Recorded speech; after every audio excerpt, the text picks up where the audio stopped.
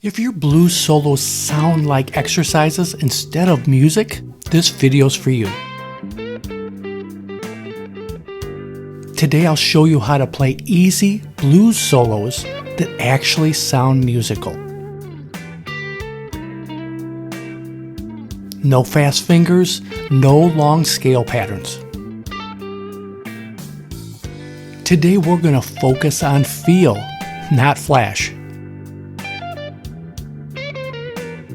We're using just a few notes, but we're going to make them mean something.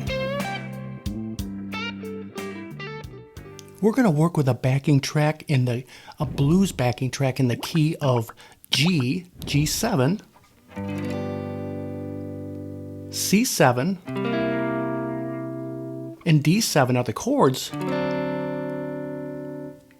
So we're going to play notes that sound good with the groove of the backing track. So we're going to keep this simple, using the structure of the G minor pentatonic scale way up here though. Root note in the 15th fret of the E string.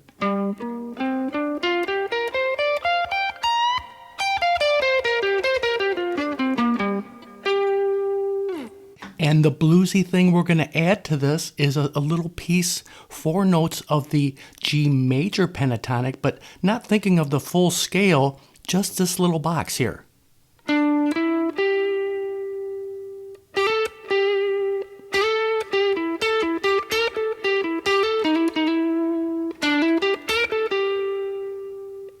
G minor pentatonic, G major pentatonic. It's already sounding bluesy. So here's the backing track. Playing a short phrase, then answering it with a pause. Again, the same phrase.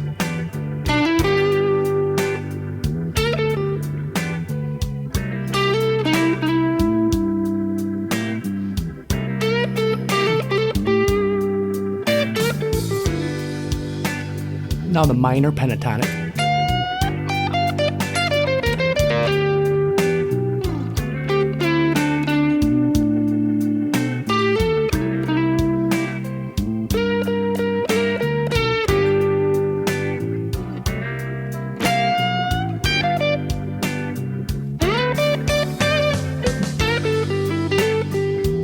Repetition is your friend.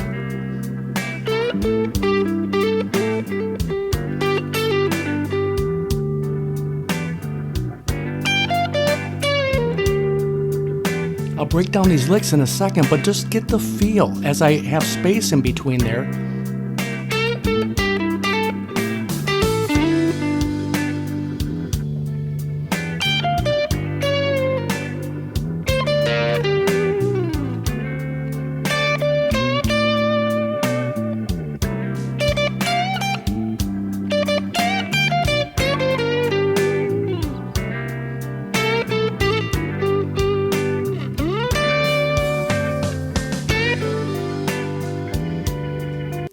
The notes are simple.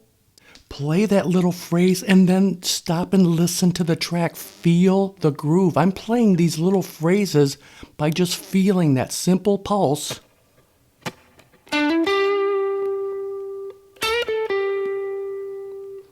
Just having a few simple phrases under your belt are so powerful when you do them in time with the feel and the groove of the backing track.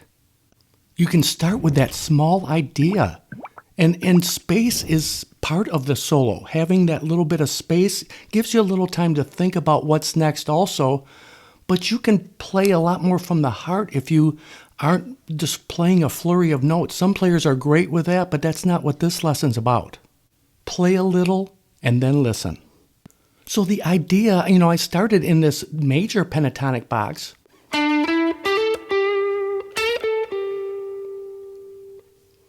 When you play a small phrase, and this is a G note, so it's going to work over pretty much all the chords here.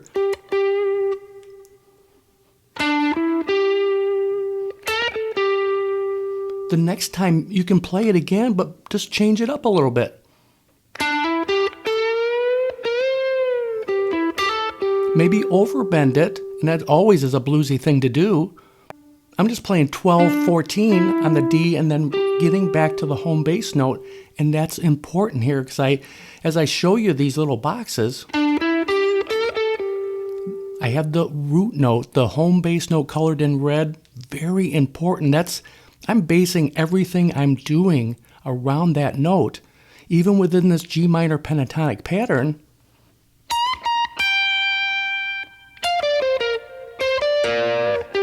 I'm playing my phrases getting back to the home bass note.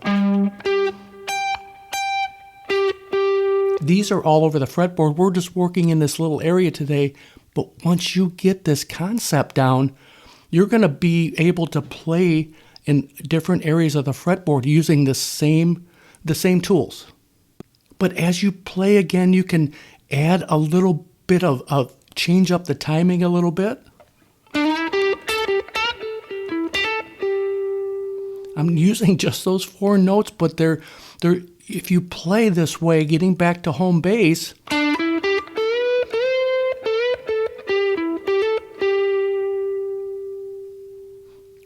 when I bend, like I'm trying to reach a B note here. Or you just do a little quarter bend.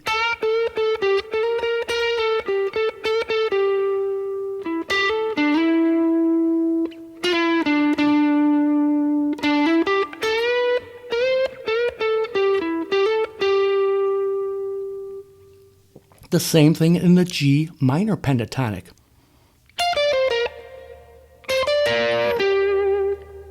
I always like to use little groupings of notes, so I'm playing 4 notes from the G minor pentatonic.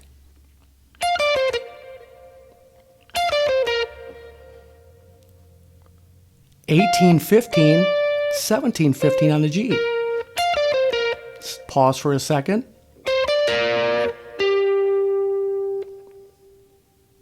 (17). On the downstroke, you hit 17 on the G. On the upstroke, you're hitting 2 notes on the B and G strings on the 15th fret with a slight bend. Getting back to home bass, very important. And this the downstroke for the first note, upstroke for 2 notes is very important because it helps you play it fast if you want. Great blues solos repeat ideas like a conversation you're having. You can play small phrases and answer them, but you can do this in a simple way as I just demonstrated. So you can use more slides than bends. Also, very effective.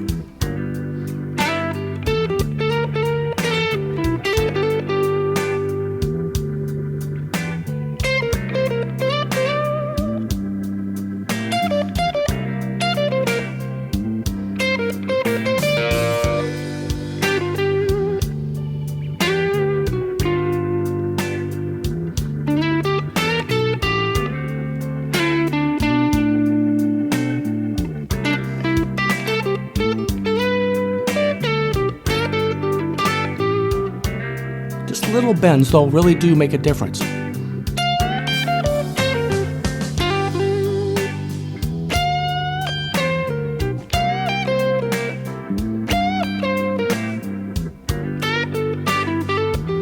Going back and forth, that major sound, minor pentatonic.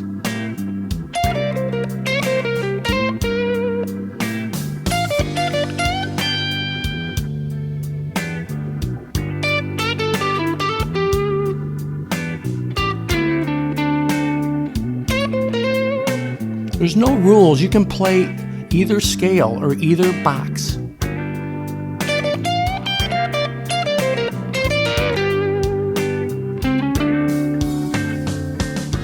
Now, I'm really listening for the chords because I've done this for years. I know for a lot of you, it's not easy to anticipate the chord changes. This This slow blues backing track really does help though, because there's a lot of time here. And I'll leave a link for this track and it shows the upcoming chords.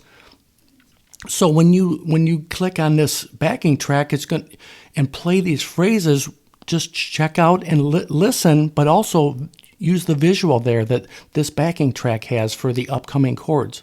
But the goal is to hear them, hear that chord change, and kind of switch it up to, having just a note or two connect with that chord. And you can do this with your ear. You can map out the whole fretboard with chord tones, but that gets very complicated. So many of our guitar heroes, create the sound of the chord by using their ear. And if it doesn't sound good, don't play it. When it sounds good, repeat it and dig into it. The common mistakes, especially with slow blues, is playing too many notes, no pauses, no space in between the musical phrases. Especially with slow blues, less sounds better. If you dig in, have a decent sound, and play these little phrases, I love to watch players who can shred up and down the fretboard. That's not my style whatsoever. But I also love the Clapton type style, and a lot of our favorite players just play small phrases from the pentatonic scales, but it's small groups of notes, 2, 3, 4 notes, just playing from the heart. I hope you had your guitar through this lesson, but if not, grab it now because I'll put this track on one more time.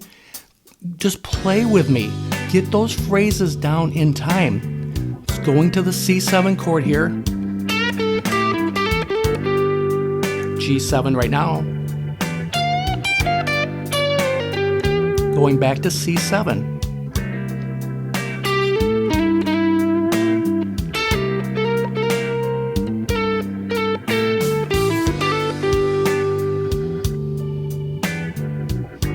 Minor pentatonic. D7 chord here, back to C7.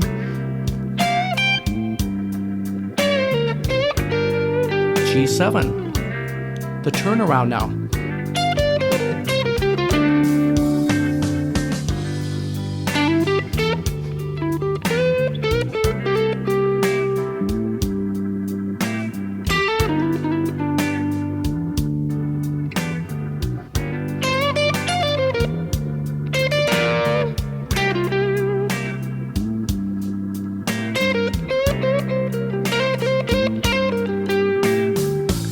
Notice I'm using these groups of notes,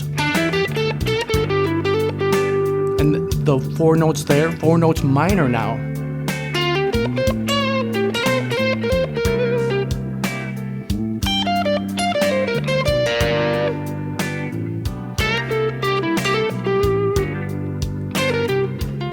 Then getting back to the turnaround. As the chords turn around, it's good to get back to that D note here, before it goes back to the first chord again, G7. If you can play a few notes in time, leaving some space, you're already playing musical blues guitar solos. If this lesson helped you sound a little more musical as you're playing blues solos, let me know in the comments section. I really do appreciate your support, and I always love to hear from you. And I will make a follow-up lesson to this where I'm digging into more of the chord changes with this simple approach. And hopefully we'll see you on the next video.